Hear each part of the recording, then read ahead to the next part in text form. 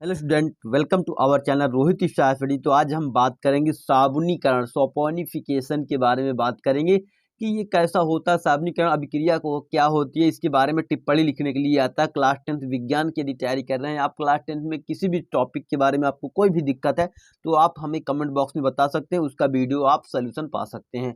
चंद ही दिनों में दो दिन से ज़्यादा आपको नहीं लगेगा, 2 दिन के अंदर ही अंदर आपका उस टॉपिक का सोल्यूशन आपको मिल जाएगा एक वीडियो के जरिए। चलिए देख लेते हैं यहाँ पे साबुनीकरण। देखिए साबुनीकरण या सपोनिफिकेशन होता क्या है, सबसे पहले इसके बारे में बात करें। इसके बारे में ये बात करना कि साबुन का निर्माण कैसे होता है और कितने प्रकार की साबुन होते हैं, ये इसके बारे में जानकारी देना होता है। देखिए यहाँ पर तो हम पूरा इसका डिटेल में बताने वाले हैं, जबकि आपको टिप्पणी लिखने के लिए कहा जाएगा तो आपको थोड़ा सा लिखना है हिंदी वाली बातें और थोड़ी सी रिएक्शन केमिकल रिएक्शन लिख देना बस। जबकि यहाँ पे हम थोड़ा डिटेल में बात करने वाले हैं, आपको पूरा खुल के बताने वाले इसके बारे में। तो साबुन का निर्माण तेलों, मतलब साबुन का निर्माण किससे होता है? तेल से होता है, ऑयल से होता है, आपको मालूम होगा। या आप वसाओं का भी यूज कर सकते हैं, तेल का यूज कर सकते हैं या फैट्स का यूज कर सकते हैं, वसा का यूज कर सकते हैं। दोनों में से किसी एक चीज का ही यूज करके आप बना सकते हैं साबुन। देखिए दोनों का अलग अलग काम होता है। तेल के लिए अलग साबुन काम आएगी, जैसे कपड़ा धोने वाला एक साबुन होता है और एक साबुन शरीर में लगाने वाला होता है। तो दोनों साबुन अलग अलग होते हैं, उनके अलग अलग मतलब चीजों से बनते हैं वो। पर मतलब फैट्स और इसका निर्माण किससे होता है? तेलों और अथवा अवसाओं पर। कास्टिक सोडा, मतलब जो कास्टिक सोडा होता है जैसे NaOH कहते हैं या कास्टिक पोटास कहते हैं। देखिए कास्टिक सोडा का मतलब NaOH सोडियम हाइड्रोक्साइड इसे कहते हैं। और कास्टिक एक होता है, क्या होता है? कॉस्टिक लिखना चाहिए इसको, कॉस्टिक। और एक कास्टिक पोटास होता है KOH। इन दोनों के साथ क्या करते हैं? क्रिया होता है। देखिए तेल ले लेंगे, कोई भी किसी भी प्रकार का तेल ले सकते हैं या अथवा किसी प्रकार का फैट्स ले सकते हैं।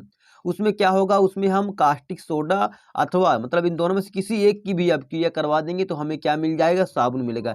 देखिए एक होता है मृदु, जो आपका मृदु साबुन होता है, एक कठोर साबुन होता है। देखिए कठोर साबुन के लिए आपको सोडियम लेना पड़ेगा और यदि मृदु साबुन लेते हैं तो आप पोटेशियम ले सकते हैं, कोई दिक्कत वाली बात नहीं। देखिए कठोर साबुन का आप प्रयोग कहाँ पे करेंगे?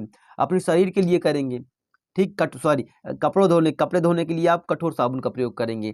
जबकि मृदु साबुन का प्रयोग किसके लिए करेंगे? मृदु साबुन का प्रयोग आप अपने शरीर के धोने के लिए करेंगे। इससे क्या होगा? कोई भी साइड इफेक्ट नहीं होगा आपकी त्वचा पर, ठीक। स्किन पर कोई भी दिक्कत नहीं आएगी। अब तेल क्या क्या ले सकते हैं? तेल जैसे नारियल का तेल ले सकते हैं आप, तिल का तेल ले सकते हैं, महुए का तेल ले सकते हैं, आदि इस प्रकार की चीजें तेल में ले सकते हैं, ठीक। तथा वसा वाली चीजें क्या ले सकते हैं? जानवर की चर्बी। देखिए जानवर की चर्बी बिना बन नहीं सकती। देखिए अगर वसा से बनाना चाहेंगे तो आप जानवर की चर्बी का आपका यूज करना पड़ेगा, ये बिल्कुल सत्य बात है और आपको ये चीज मानना भी पड़ेगा कि उससे बनता जरूर है। उपर्युक्त वसी एसिडों तथा ग्लिसरीन, ग्लिसरीन या ग्लिसरॉल, ठीक।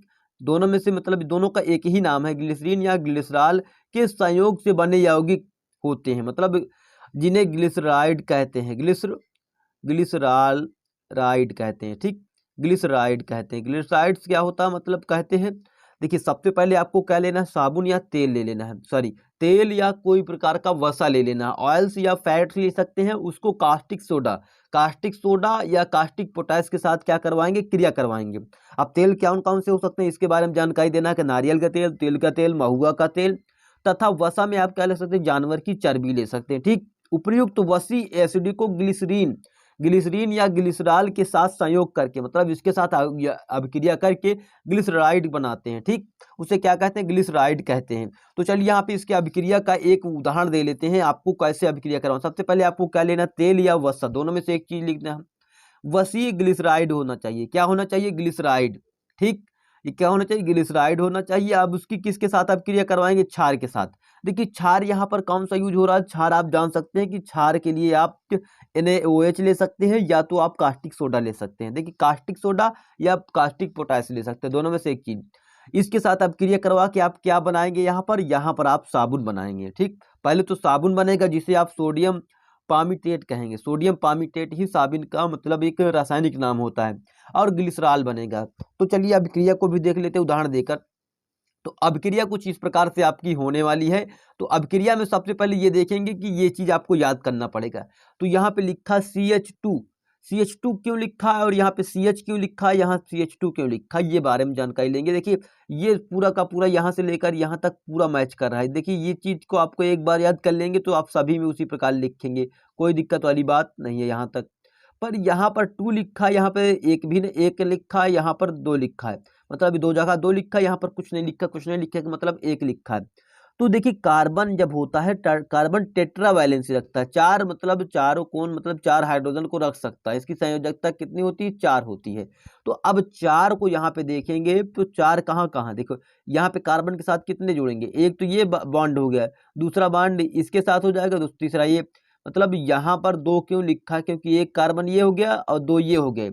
1 2 कितने हो जाएंगे? 3 हो जाएंगे। और प्लस में जो चीज यहाँ पे कार्बोक्सिलिक समूह लगा हुआ है ये भी आपका माना जाएगा। तो यहाँ पर टोटल कितने समूह हो जाते हैं? 4 समूह। कार्बोक्सिलिक समूह यही तो होता है COOH, यही तो होता समूह आपका। तो यहाँ पर भी वो चीज लगा हुआ है, इसीलिए क्या कहते हैं, यहाँ पर जो होगा 2 लिखा हुआ, क्योंकि 3 पहले से जुड़े हुए हैं, 2 ये देखिए, 1 ये हो गया, 2 ये हो गया, तो 3 हो जाएंगे, और एक जो ये जुड़ा है 4 हो जाएंगे। तो इस प्रकार 4 चीजें इसके 4 वैल्यू में है, जबकि यहाँ पर क्या 1 और 2, 2 तो पहले से पूरा हो गया, 1 हाइड्रोजन होगा, 3 हो गया, और चौथा ये आपका हो जाएगा पूरा का पूरा, तो इसके 4 पूरे हो जाएंगे। इस प्रकार इसमें क्या होते हैं, इसमें 1 हो गया और 2 ये हो गया, 3 हो गया, 1 ये पूरा मिला के 4 हो गया। तो इसीलिए यहाँ पर 1 लिखा जाता है, क्योंकि ये दोनों लाइन पहले से ही बॉन्ड इसके साथ बने हुए हैं, और 2 की जरूरत थी, 2 की जरूरत यहाँ पर से पूरी हो जाती है। ठीक, इसे कहते हैं ग्लिसरॉल या ग्लिसरॉल ट्राइपामीटेट कहते हैं। किसे क्या क्या कहते हैं? Glycerol try. ट्राई का मतलब होता है 1 2 3, 3 प्रकार के कार्बन है, तो इसे ट्राई बोलेंगे। ठीक, ट्राइपामीटेट, पामीटेट या पामीटिन कह सकते हैं इसको, पूरा नाम ना लेकर, कितना बड़ा नाम लेकर आप इतना भी यूज करते हैं, इस कर सकते हैं कि पामीटिन है ये। ठीक, अब इसकी अपक्रिया या तो आप NaOH से करवा सकते हैं, देखिए मैंने बताया ना, sodium potash, sodium soda caustic soda से कर सकते हैं, या तो पोटास सोडा से कर सकते हैं, दोनों में से किसी एक का प्रयोग कर सकते हैं। तो हम यहाँ पे दोनों में से किसी एक का प्रयोग करेंगे, तो यहाँ पर हमारी साबुन बनेगी। एक जगह पर साबुन तो ये बनेगी C15, देखिए साबुन का जो ओरिजिनल सूत्र होता है C15H31 होता है, और COONA होता है। ठीक, ये होता है आपका सूत्र। अब यहाँ पर कभी कभी पोटेशियम का भी प्रयोग कर सकते हैं, क्योंकि जब पोटेशियम यूज करेंगे, KOH यूज करेंगे आप यहाँ पर, तो यहाँ पर जो Na लिखा है यहाँ पर आ जाएगा K।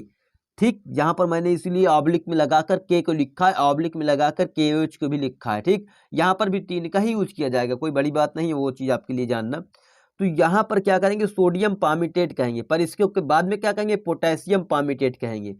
देखिए पोटेशियम यूज होगा तो पोटेशियम पामीटेट, और सोडियम होगा तो सोडियम पामीटेट। तो अब तो यहाँ तक कोई दिक्कत नहीं होगी। अब उसके बाद आपको ग्लिसरॉल का भी सूत्र याद करना होगा। ग्लिसरॉल का सूत्र क्या होता है? सबसे पहले कि वही सिस्टम है आपका, केवल OH जोड़ना है, और बाकी ये सिस्टम पूरा का वैसा ही चल रहा है आपके साथ। ठीक, इसे कहते हैं ग्लिसरॉल। ठीक, ये ग्लिसरॉल टाइपामीटेट था, ये क्या है, ग्लिसरॉल बस है। ठीक आपका, तो इस प्रकार आपको अपक्रिया करनी थी। देखिए 2 प्रकार की साबुनें बनी है, तो उनके बारे में भी जान करेंगे।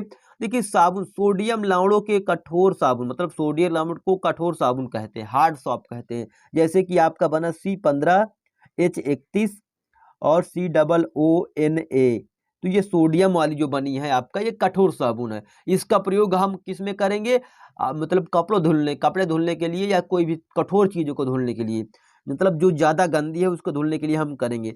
और पोटेशियम लवणों से जो मृदु साबुन बनती है उसे मृदु साबुन कहते हैं। वो सूत्र होता है उसका C15H31 COON पोटेशियम लिखेंगे यहाँ पर।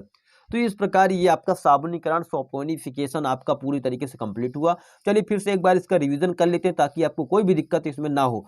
देखिए सबसे पहली बात, आपको साबुन का निर्माण के लिए तेलों का प्रयोग और वसा का भी प्रयोग करना, ऑयल्स और फैट्स का। कास्टिक सोडा या आप इसको पोटाश सोडा के साथ अपक्रिया करवा सकते हैं। तेल में जैसे नारियल का तेल ले सकते हैं, और तेल का तेल और महुए का तेल ले सकते हैं। वसा में जैसे जानवर की चर्बी। उपयुक्त का आप क्या करते हैं, उपयुक्त को एसिड, वसी एसिड जैसे ग्लिसरॉल और तथा ग्लिसरीन के साथ संयोग करके, जिन्हें हम बनाते हैं, क्रिया करके बनाया जाएगा, तो उन्हें बताएंगे ग्लिसराइड कहते हैं। क्या कहते हैं, ग्लिसराइड कहते हैं। और ये आपका मतलब जनरल फार्मूला हो जाएगा, इसी के जरिए इसको लिखा गया है। देखिए वसी ग्लिसराइड यही तो है, ये पूरा वसी ग्लिसराइड, ये आपको क्षार है, ये साबुन बना और ये ग्लिसरॉल बना। तो यहाँ तक कोई दिक्कत नहीं हुई होगी आपको। ठीक, ये फार्मूला याद कर लेना है और रिएक्शन याद कर लेनी है, आपका पूरी तरीके से कंप्लीट हो जाता है। और फिर से मिलते हैं नेक्स्ट वीडियो में। अगर कमेंट बॉक्स में बताना है कि आपको किस टॉपिक का वीडियो फिर से चाहिए, और उसी टॉपिक का आपको वीडियो, नेक्स्ट वीडियो जो आपका बनेगा उसी टॉपिक से बनेगा। फिर से मिलते हैं नेक्स्ट वीडियो में, तब तक के लिए जय हिंद, जय भारत।